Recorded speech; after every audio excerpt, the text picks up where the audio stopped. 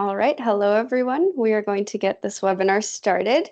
Welcome, my name is Helen Schroeder. I'm going to be your co-host for today. I'm the marketing coordinator at Sigma Assessment Systems, and I'm here today with my colleague Shruti Kumar, who will be presenting. For those of you who are new to Sigma, we are a professional services firm that offers talent development, succession planning, and psychological assessments for organizations looking to build their internal talent pools, like you. Sigma has been in business for over 50 years, so as an organization, we have a lot of experience, and we're thrilled to be here today to talk to you about the 9-Box and how to use it for strong talent development. We've got about 60 minutes together today. For the first 45 minutes or so, Shruti will walk you through the webinar content to introduce you to the 9-Box, how it's used, some pros, cons, and ways that you can optimize it for your talent development programs. We will be recording this session, so no need to take frantic notes. We'll share a copy of the slides for the webinar as well as the recording after the session. If you have any questions throughout, please feel free to use the Q&A box. It's at the top or bottom of your Teams view, and we will save some time at the end to go through those together. If there's anything that we don't get to in our time together today, you're welcome to follow up with us via email. But for now, do use that Q&A. That's what it's there for. And we hope that you find this session very practical. We'll be sharing some links throughout to templates and websites and other resources, so keep an eye on the Q&A discussion box there. And without further ado now, let me introduce you to Shruti so that we can get the presentation started. Shruti has a master's in industrial organizational psychology from Western University. She's a member of Sigma's consulting team, and as a member, she applies her passion and her expertise to create evidence-based content on organizational best practices. Shruti largely develops resources and facilitates presentations designed to support leadership development and succession planning efforts. Through this work, her main goal is to help clients gain knowledge, feel more confident, and achieve success in her workplace. So thank you, Shruti, for being with us today. I'll pass it off to you now to get us started. Wonderful. Thank you, Helen, for that lovely introduction. And hello, everyone. I'm so excited to be chatting with you today about the Better 9-Box Grid and how you can use it in your organization.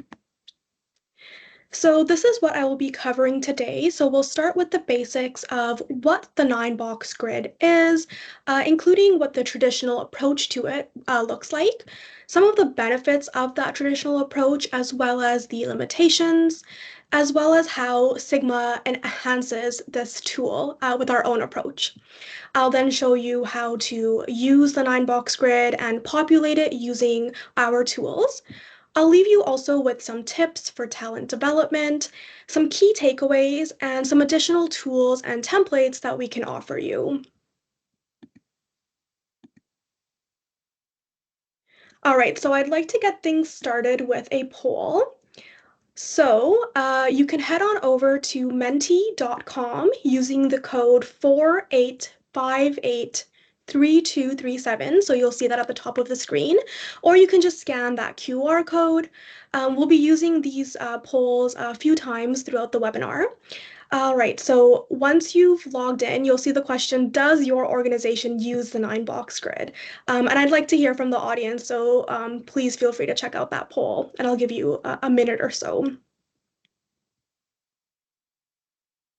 If the correct question isn't popping up on your screen, you may just need to refresh your screen. And once you've answered the question, you can hit submit so we can see the answers start to trickle in.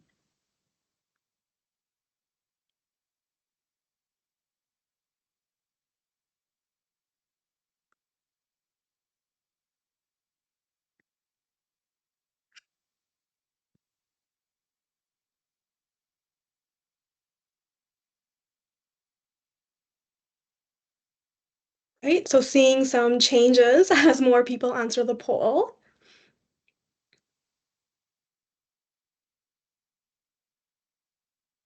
Give it about another 20 seconds or so.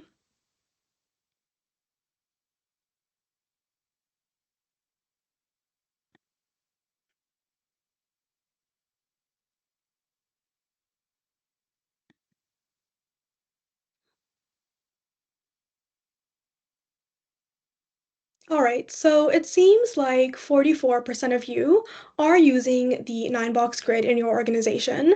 22% of you are not, and 33% of you may if this webinar is awesome, and I am glad to hear that. So regardless of whether or not you're using the grid, I'll be outlining some of the benefits to the approach, as well as some of the limitations that our approach to the 9-box can address. Oh, some changes as well in the poll responses. All right, let's move on, but we'll come back to another poll shortly. So we're going to be discussing the 9-box within the context of talent development. So what exactly is a talent development program? So it's essentially a structured program designed to identify and nurture the potential of your individuals in your organization to grow their skill sets, enhance their performance outcomes, and to really maximize their contributions to the organization. Talent development programs do so by providing employees with opportunities for learning and growth. So, a typical talent development process may include things like technical skills trainings, leadership development, and coaching or mentorship opportunities. Now, it's definitely an investment in terms of time, money, and effort, but research shows that intentional investments in talent development benefits both employees as well as organizations, as it can improve things like employee engagement, job satisfaction, employee retention, as well as organizational performance. Now, talent development is a critical process for your organization, and it can be customized to fit your unique goals, the resources that you have available, as well as your actual talent pool. Now, there are many different approaches that you can use in talent development, and this can make it quite overwhelming to know where to begin and what tools to use and how you can actually go about implementing the program. Now, the 9-box is only one specific tool that you might consider using within your talent development initiatives. So it's a popular method for categorizing and evaluating talent within an organization, and it can be an important foundation for additional development efforts.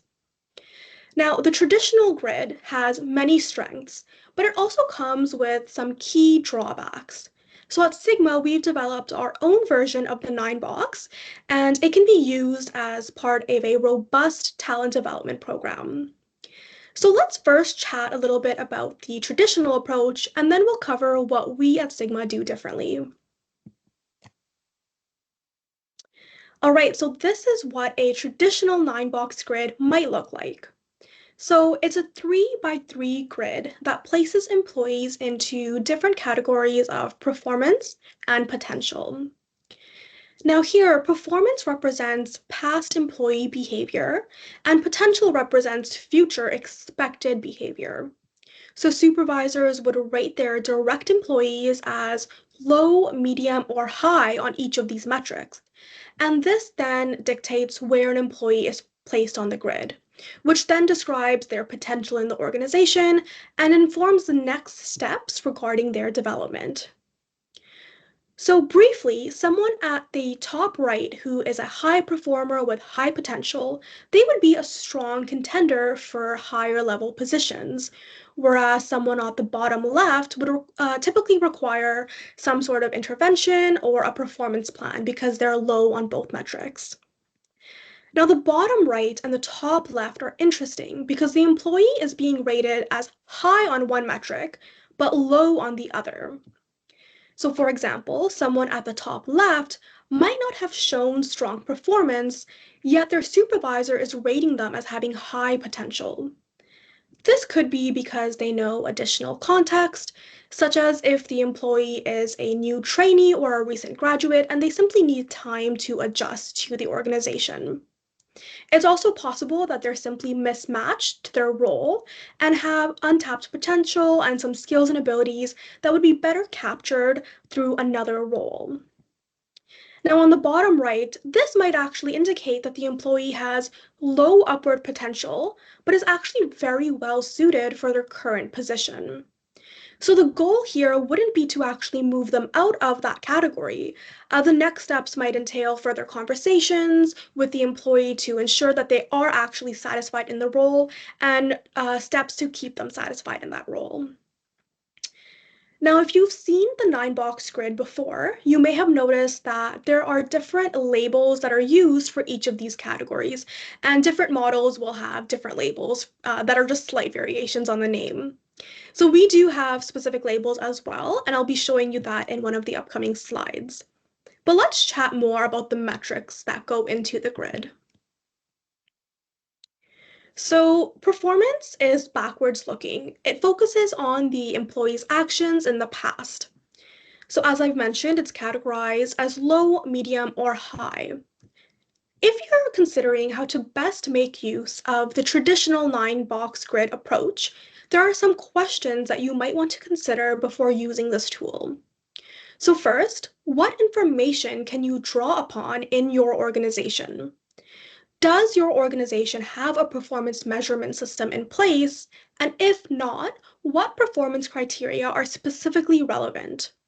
So you could draw upon information such as client satisfaction scores, sales targets, whatever makes the most sense for your specific organization. Next, how can you go about actually aligning these metrics with the low, medium, and high categories of performance? This requires some intentional thinking about performance evaluation. Finally, you might consider how performance actually helps to inform the employee's potential. So moving on to potential, which is a forward-looking metric. So potential refers to employees' latent skills and abilities that can be further developed. So it represents untapped capacity for growth, and it's harnessed through things like development, training, or other opportunities. So there are some questions you can ask yourself here as well. First, how is the employee expected to grow? Do they demonstrate a willingness to learn or perhaps a desire to take on more responsibilities? Have they shown that they're able to apply their knowledge to different projects and tasks? And do they have any skills or abilities that are not being utilized in their current role? Again, once you've decided how you're measuring potential, are you then able to separate the ratings into low, medium, and high scores? Now, if you're using the Sigma approach, we do have a system in place that will help you to measure these metrics and easily categorize your employees. And I'll be getting to that soon. So here's just a quick summary of the difference between performance and potential and how you would go about measuring those metrics. So performance is backwards looking, and it could refer to things like productivity, quality of work, or other performance standards that are job specific. Potential is forwards looking, and it evaluates an employee's capacity for growth and the ability to perform at higher levels in the organization. So this reflects skills and abilities that are perhaps not yet fully realized or are not being utilized at the current level. Now, the 9-box grid can support talent development in a number of ways, and this is why it's such a popular tool in these programs. It provides a high-level overview of organizational talent, which is a great foundation for discussions amongst senior leadership about allocating resources and opportunities. It can also be used to support initiatives beyond talent development, such as succession planning. So at Sigma, we often use the 9-box with clients as part of our comprehensive 4-stage talent development process. So the grid would be used at stage 1 to help leaders visualize their talent pool and shortlist participants for further development initiatives. The second stage involves assessing employees' skill gaps and determining their training needs. Now, we recognize that development initiatives can be quite challenging, so stage 3 involves Sigma's internal coach training program to help organizations build capacity for talent development. Once organizations have decided which employees are going to be involved in development and the internal coaches have been prepared, stage 4 would involve the core talent development process, where employees would develop their skills through a variety of customized programs and initiatives. All right, so I've given you a lot of information so far. I'd like to turn back to the audience for another poll. So my question for you is, does your company have a formal talent development process? Now, if you still have the poll open from before, the question should have changed already, or you can just refresh your screen. You can also use the QR code or the code again to access the poll. Now, the talent development initiatives in your organizations may differ, right? So you might have a job shadowing process in place, perhaps mentorship or coaching opportunities. It could even be group training, such as lunch and learn seminars or brown bags. Often, sometimes companies also use self-directed programs. But I'd like to learn how formal these programs are within your company.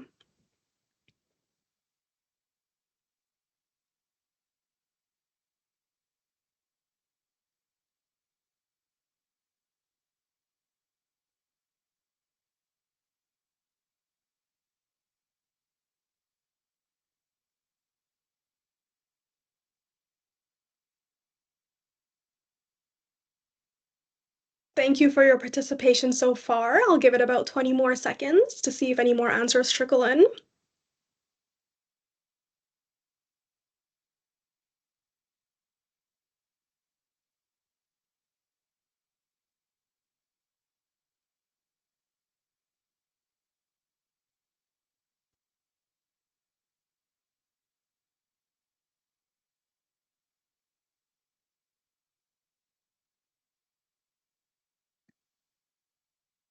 All right, so of those who have answered so far, it looks like none of you have responded that your organization does not have any talent development process in place, so that's really good to hear. The majority of you, so 50%, say there are some unofficial talent development opportunities within your organization. And the rest of you do have some talent development, either with no standardized process or a formal talent development process is in place, which is good to hear. So I'll be giving you more information if you're interested about how you can use the 9box as part of a formal process. Thank you again for your participation so far. All right, so ultimately, the 9box grid within that traditional form that I showed you, it does have many key benefits. It's relatively easy to use with immediate and intuitive appeal, and it can be broadly used within a variety of different workplace contexts. It allows leaders to consider large talent pools in the organization, facilitate necessary discussions, and make decisions about the next steps in development. So using the 9box can really save you time and energy in your overall talent development initiative, but only if it is applied correctly, and if the metrics that go into it are intentionally selected. So let's chat more about that. So I mentioned some of these limitations, so what might those be? So we can first discuss the level of detail that goes into the traditional 9box grid. So how are you scoring those metrics that are going into the grid? Is there a meaningful difference between the low, medium, and high scores? This is really important to consider, as meaningful differences mean that categories will be more easily understood by employees, which can help them to recognize why they've been placed in that category. This clarity will also help leaders in determining the next steps in the talent development process. Now, we can also consider that there could be some bias in leader ratings of performance and potential. So, organizations need to be intentional about how they are measuring these metrics. The more subjective and informal the rating process, the more likely that there is to be bias. So often, if there isn't enough information, different leaders will rate employees using different standards in assessing those criteria. Even if it's a single rater or a single supervisor rating different employees, bias is still possible due to things like more familiarity with certain employees or even preferential liking or disliking of other employees. Now, in our approach to the 9box, we try to tackle this by using clear standards and objective metrics, and I'll be getting to that soon. Now, there's also the potential of a lack of understanding about the difference between performance and potential, and what these actually mean in the context of your organization. So the nine box is easy to use, but as I've mentioned, it doesn't do everything for you. So there needs to be some thought and reflection that goes into the metrics and how they're being assessed. Now, finally, there is also the possibility of negative reactions, especially for those employees who are being identified as lower in potential. If the nine box is constructed with that intentionality that I've mentioned, so intentionality behind the metrics that go into it and the way that the metrics are scored, this allows for clarity in the overall process, which can really help in managing perceptions of fairness. So ultimately, spending a little bit more time before implementing this tool can really help with many of these limitations that I've mentioned. Now, luckily, our approach to the grid essentially means that we've done a lot of this background thinking and this work for you. So before we get into that, I'd like to give you a hypothetical case study. So consider Janet and Rachel on the screen here.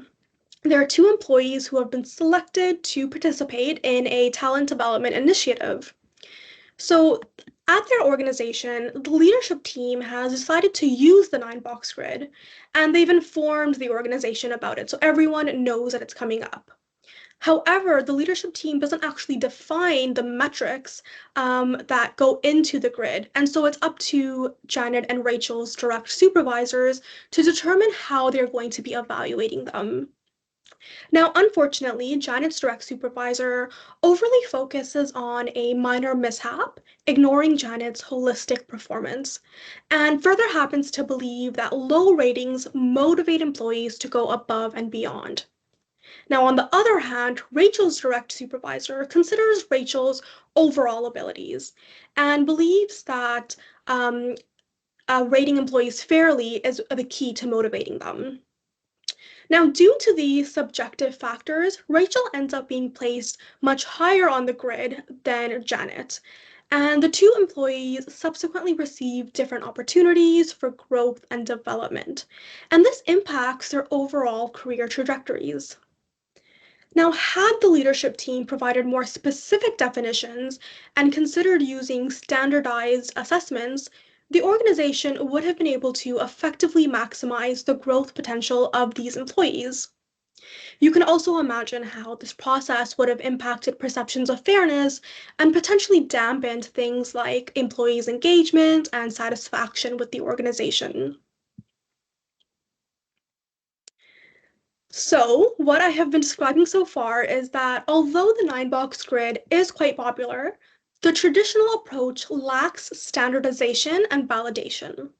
So, leaders often fail to define the relevant metrics before raters go ahead and evaluate their employees, which leads to inconsistent benchmarks.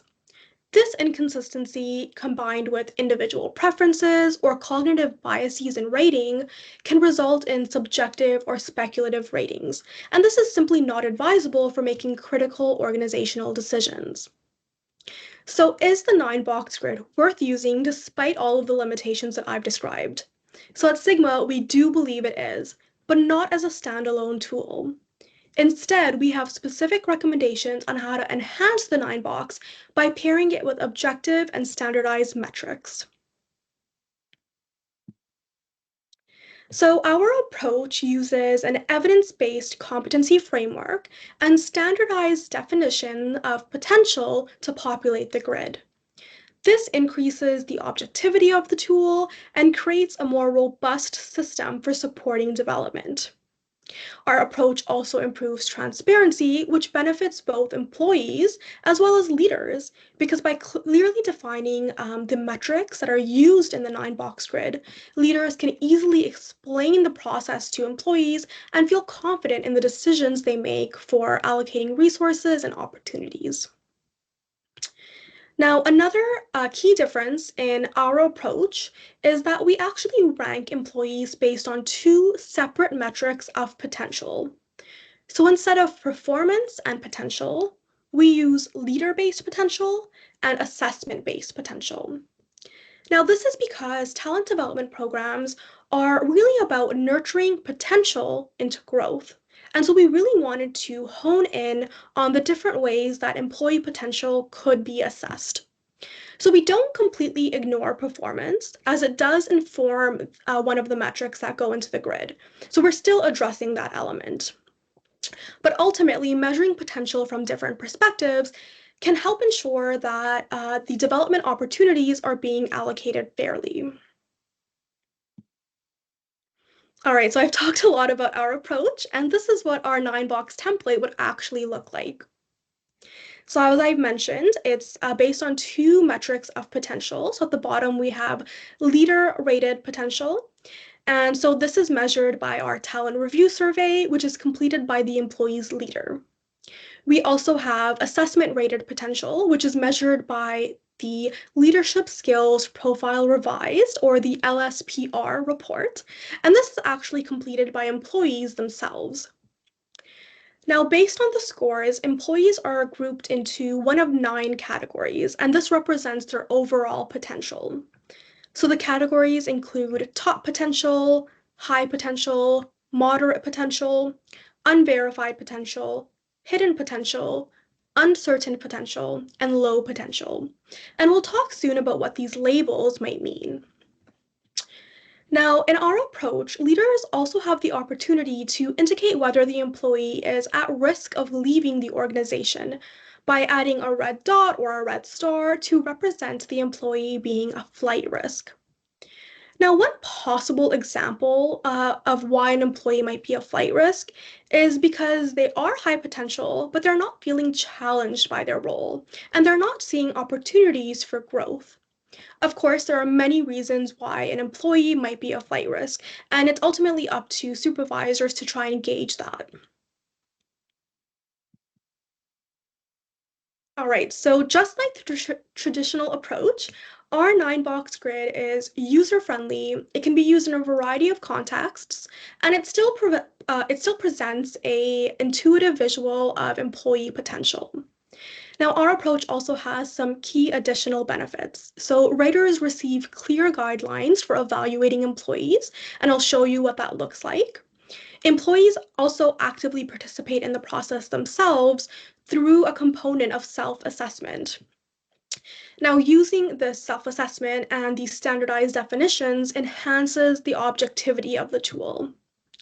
We also provide step-by-step instructions that allow for easy categorization on the grid based on the scores on the survey and assessment. And I'll provide those as well. Ultimately, our clear process for defining what these metrics look like and actually how you can construct the grid, this really promotes organizational transparency, ensures perceptions of fairness, and allows your leaders to make key organizational decisions. So if you're using the 9-box in your organization, this is what the process might look like. You would first come together. So the senior leadership team would first come together to discuss the purpose of the program and the value of talent development efforts. The leadership team would also consider the employees who are eligible for talent development. Next, you would recruit the employees and the leaders who are involved in the program, explain the process to them, and have them complete the relevant assessments. You would then use the score from the assessments to populate the grid and use the scoring bands that I'll be providing. I do want to emphasize that it doesn't actually end here. The 9-box is a starting point that drives conversations about employee development. So for your initiative to be successful, it must go beyond simply categorizing the employees. There are many different ways to develop talent, and leaders should carefully consider some of the resources and supports that they're able to offer employees. So we'll touch on that again shortly, but let's learn more about the assessments that go into our grid. All right, so as I mentioned, the assessment rated potential is measured by our LSPR, or the Leadership Skills Profile Revised report. So this is self-rated by employees. The LSPR is an evidence-based measure of Sigma's leadership competency framework, and it provides personality-based ratings of potential. So it doesn't evaluate employee potential. It doesn't evaluate employee performance, I should say. So low scores don't mean that an employee lacks skills in that area, but simply that the competency doesn't come as naturally to them. So the LSPR adds objectivity to the evaluation of potential, and it also engages employees themselves in the overall process.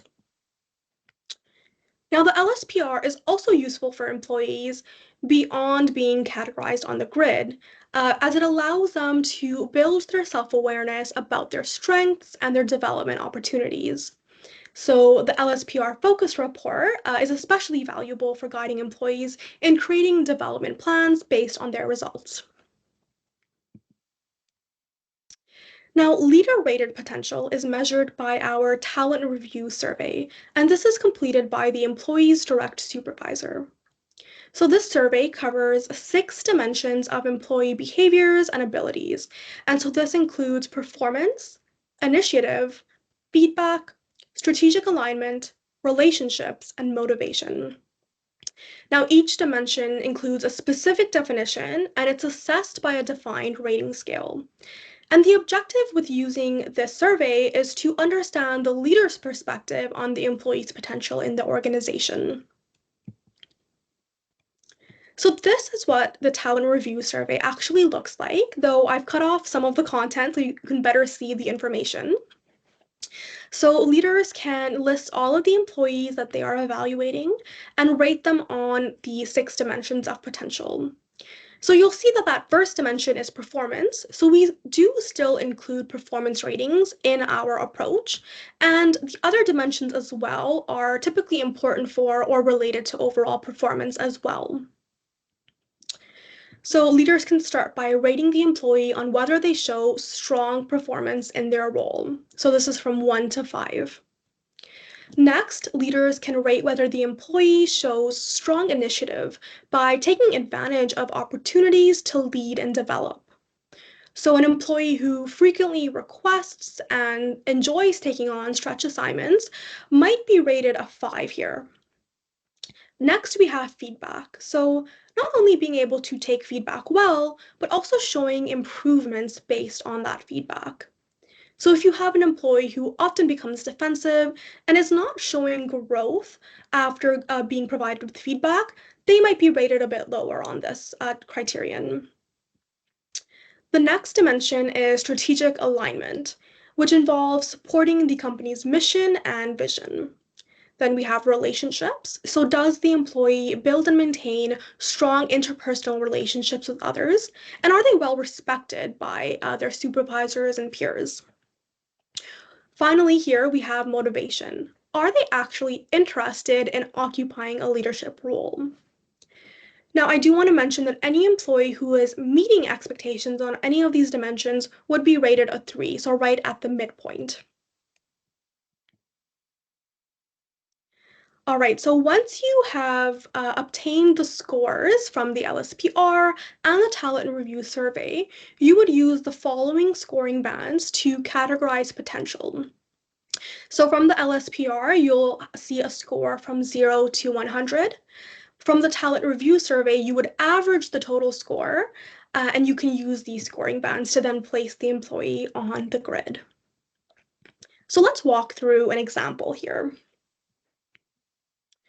So this is a hypothetical employee, Reggie Red, who has been placed on the grid based on their school scores.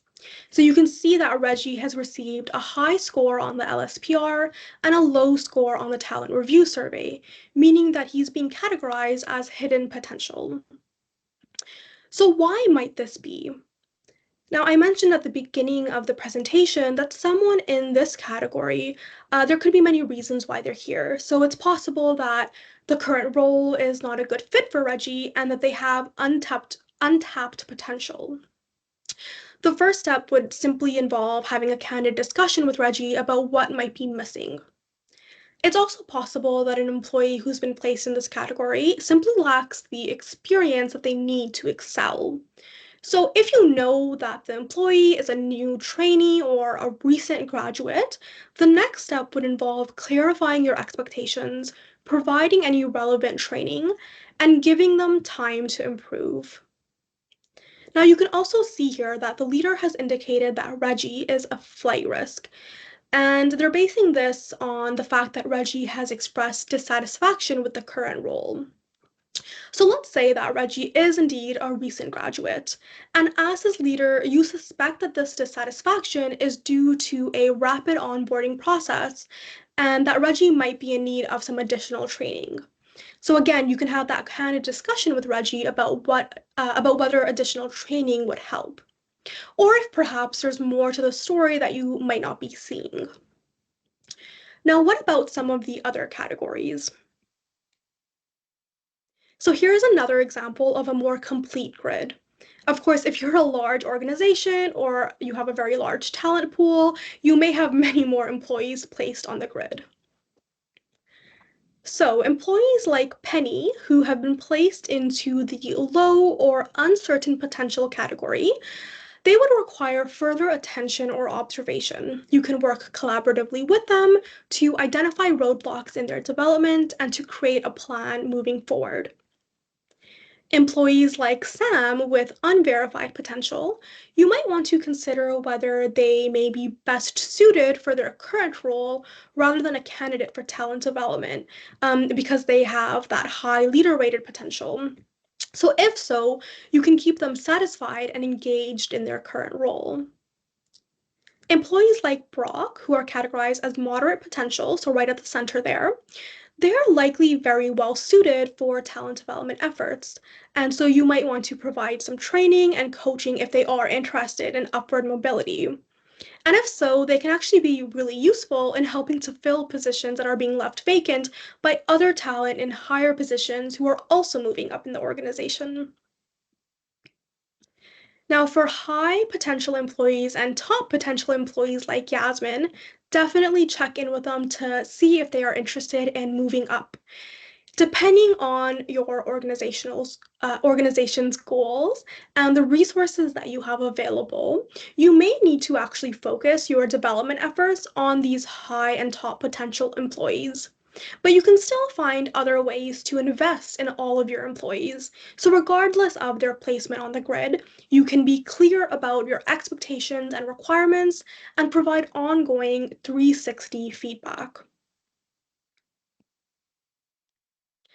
All right, so I've given you a lot of information here. I'll just give you a bit of a summary. So to complete our approach to the 9-box grid, you're going to need to assess the potential of your employees using the talent review survey, and you'll also have employees complete the LSPR to determine the other metric of assessment rated potential. You can then use our scoring bands to populate the grid. And if you'd like a step-by-step guide on how to use the 9-box grid for talent development in your organization, you can feel free to check out our high potential talent development guide. So I'd like to give you a few additional tips now for ensuring that your 9-box grid is supporting a robust talent development process. So first, employees should be rated by leaders who they have directly worked with. So this ensures that the leader-based potential ratings are based on experience observing the employee rather than guessing or estimates. A leader who is not a direct supervisor of an employee would probably find it quite difficult to rate them on those dimensions of performance, initiative, feedback, and the other potential dimensions. Now, the next tip is to always double check the scores that are being used to populate the grid. So completing the grid really kickstarts the rest of your development process, and so it is a consequential step. A minor error might mean that your organization is not able to maximize the potential of employees, and again, it can really impact things like employee engagement and satisfaction. Now, I want to emphasize once more that while the 9-box grid paints a picture, it does not tell the full story. So you need to set clear objectives with employees and check in with them often. Maintain that ongoing communication to keep them involved in the process, but also to glean their perspective. You may also need to revisit the 9-box grid to help maintain accountability to development goals. Now, lastly, employees should feel that they are being supported throughout this process. So have those initial conversations about their placement and check in with them, but also ensure that your organization is actively fostering a culture that embraces employee growth and development. So one way to do this is to ensure that employees actually have time for talent development initiatives. So whether that's taking a more structured approach, and often that does help. So you can do things like monthly coaching sessions, maybe bi-weekly mentorship, or even quarterly skill development workshops, whatever works for your organization. All right, so some key takeaways before we move on to the Q&A portion. So the 9-box grid provides a helpful bird's eye view of how your talent pool is dispersed in your organization. And it can kickstart those conversations with stakeholders and inform resource allocation decisions. The grid can also be useful in helping understand areas of vulnerability, such as those potential flight risks, and it can also assist with planning for future staffing needs. Now, although I've walked you through how to actually use our 9-box grid, it's only one tool that you're using within a broader talent development initiative. And so there are many other challenges that you might face in that process. On that note, I'd like to turn back to the audience for our final poll. So, what are the greatest challenges that your team faces or your company faces when implementing strategic plans such as talent development initiatives? So, this might be time, it could be buy in, it could be having the knowledge that you need, standardization, having a dedicated team, or long term commitment.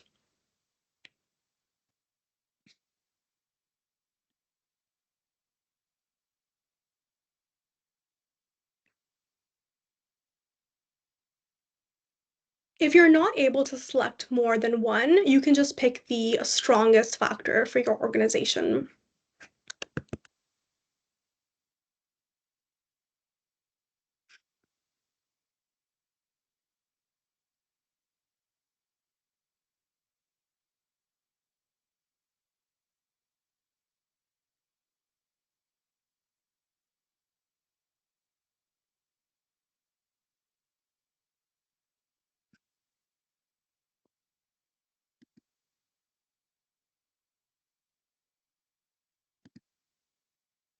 All right, I'll give it about 10 more seconds here.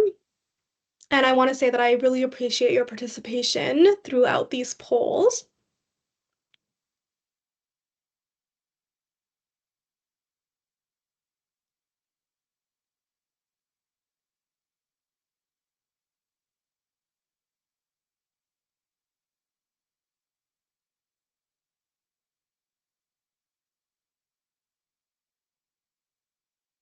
All right, so it looks like about 50% of you say that time is one of the greatest challenges.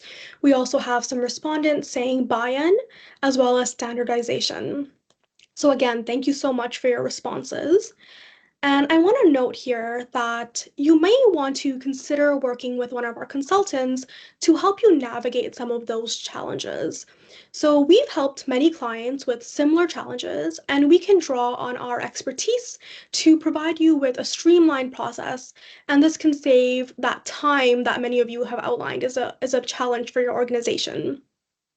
We also offer accountability and objectivity, and this can really help in keeping the leadership team and other employees more engaged in the process. So ultimately, we're here to help make this a smoother overall process for you. We also offer customized services. So, our talent development services, we can accomplish what would have been months of work in just a few sessions. We also offer things like individual or group coaching or lunch and learn seminars. Or you can simply consider downloading our free high potential talent development guide. Now, if you have any questions or need any more information about any of these things, please feel free to contact us for more information, and we'd be happy to support you. All right, so I'm going to hand it over to Helen to kick off the Q&A portion. Hello, everyone. Thank you, Shruti, for another wonderful presentation. I have shared the links to many of the templates and resources that Shruti's mentioned in the Q&A discussion forum for you there. We'll also link to them in a follow-up email, so if for whatever reason you're unable to open them, we will send them to you via multimedia pathways. Okay, feel free to keep posting questions as I run through some of the ones that we have here already. So first question, you mentioned that performance isn't the only factor contributing to potential. Can you talk about what some others might be? Yeah, so I can even go back to one of the earlier slides. So you can see here that on the talent review survey, we're actually measuring 6 dimensions of potential. So these may be related to performance, but they also go beyond just one rating of performance. So some of the things that we look at are, does the employee take initiative within the organization? Do they take feedback well and show improvement over time? Are they strategically aligned with the company's mission and vision? Are they respected by others in the organization? And are they actually interested in occupying a leadership role? And then, of course, we also have our LSPR assessment. So this is going to provide personality-based ratings of potential. So these are some of the ways that we evaluate potential beyond performance. Thanks, Trudy. I'd recommend if you're curious, take a look at the sample focus report that I posted with the link to the LSPR. That gives you an idea of what that assessment covers. It's got the whole list of 50 different leadership competencies, and it has a wide variety of different types of skills and abilities that you might want to include in your definition of potential there. Okay, how do you decide if an employee is a flight risk? Yep. So this will require some candid discussions with your employee. Ideally, you're in an organization where you are having ongoing check-ins with your employees. So you're really trying to gauge whether they may be unhappy in their role, whether you know that they're looking for work outside of your organization, or even if they are unhappy in their current role and you know that you're trying to get them in a different position, but they might be looking elsewhere. So really, the person who is rating the employee should be a direct supervisor, so they're able to observe the employee and kind of gauge that. And then if you're unsure, again, I really do recommend just having a candid discussion. Thank you. What are some practical ways to cultivate a culture of continuous learning and professional development within an organization? Yeah, that's a great question. So this will really depend on your organization's goals, the resources that you have available, as well as the size of your team. So, how intensive or how formalized you want this will depend on all of those factors that I've outlined. But some practical things might include having a mentorship program set up in your organization. So, employees within the organization can provide advice to each other, or you can even go beyond the organization, perhaps an industry event of sorts. You may want to involve coaches, so this can be external coaches or internal coaches who have been trained to provide employees with some of that support that they really need. Other things that might be helpful are job shadowing, giving employees a realistic idea of what like the other positions in the organization look like, self-directed programs, group trainings like those lunch and learns that I mentioned. So there are quite a few different approaches to take, and it's just a matter of figuring out what's best for your organization. Thank you. I think you did a great job too of mentioning that whatever happens needs to go so far beyond just this 9-box guide Exactly. grid. It's a template that you can use, but it should be a part of a bigger program. We do have a separate guide that's called How to Launch a Talent Development Program, so I'll post the link to that for you in the discussion. you can take a look at that. It walks you through a step-by-step process of how you can set up a program so that you do have more of a culture rather than just a single initiative for talent development. But as Shruti mentioned, we also have a lot of customized services available to help you do that. I know talent development is incredibly time consuming. So those are things where you can sometimes really easily pull in an expert to do the thing that they do 24/7 so that you can keep making progress on your priorities. So please don't hesitate to send us an email, book a call. We're always happy to talk about custom solutions that might work for the specific needs of your team. Okay, do you have any resources for measuring performance and potential? Yep, absolutely. So, as I've mentioned, you can head on over to our website to learn more about these assessments. But first, we have the LSPR. So, this is measuring personality-based assessments of potential. So, this isn't directly going to reflect performance, but it can still be a useful assessment, given that it is evidence-based and it does add that objectivity. If this is more suited to your needs, then we also have the talent review survey, which again assesses performance, but also dimensions beyond performance. Thank you. Yeah, take a look at those links shared in the chat. Many of them are form fillable PDFs, so you can use them exactly as they are as tools for your own team. Okay. I will do one more question before we finish up with a few housekeeping announcements. Are there any other popular talent development tools like the Ninebox that we should be aware of? Yeah, this is a great question. And it actually does tie into the last question that we received that I actually forgot to mention.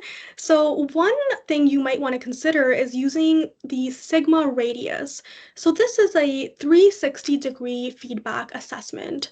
So self-assessment is really useful, and assessments by supervisors is also very useful. But 360-degree feedback goes beyond this in that it provides a much more holistic picture. So this includes perspectives from the supervisor, but also from colleagues and direct reports. Now, we also offer some other tools that you can use within your program. And so this can be things like our development actions form, which is a great structured template for tracking development, as well as our talent progress scorecard, which can help to also track progress over time. So those are just a few resources that you might be interested in looking into. Great. Thank you, Shruti. And on that note, I'll encourage you to scroll all the way down to the first landing page that I shared with you, the 4-step talent development process that Sigma uses. Under each step, we have a link to all of these resources that you can use in order according to each step. So whether you want to do the whole thing or just jump in at one particular stage that you'd like to focus on, you can find more resources there on our website. Okay. And with the last couple minutes that we have here, I just want to mention that if you are here to get a professional development credit for either SHRM or ATD, for SHRM in particular, I will need to send you a certificate of completion. So please send me an email so that I know that you will be needing one of those. I'll post my email in the chat here for you too. It's a little tricky to read it off slides.